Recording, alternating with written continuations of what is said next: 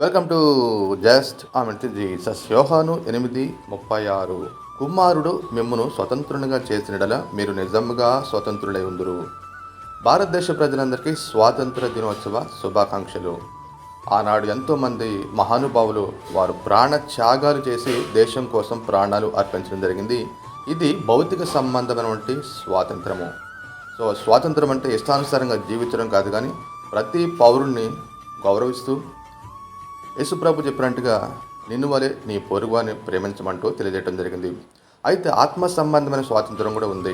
ఎందుకంటే ప్రపంచంలో అత్యధికంగా వేధించే సమస్య ఏదైనా ఉందంటే అది పాపమే. పాపము నుంచి, నిత్య నరకం నుంచి, అపవాది నుంచి, ఈ లోకం నుంచి యేసుక్రీస్తు ప్రభులు వారు మనల్ని స్వతంత్రులుగా చేయడం కోసమే రావడం జరిగింది. కుమారుడు అంటే కుమారహ అంటే పాపమును పరిహరించేవాడు, పున్నమి అనే నరకం నుంచి తప్పించేవాడు యేసుక్రీస్తు ప్రభులు వారు మాత్రమే. ఆయనందు విశ్వాసం ఉంచి వారికి నిత్య జీవము కలదు. హల్లెలూయా.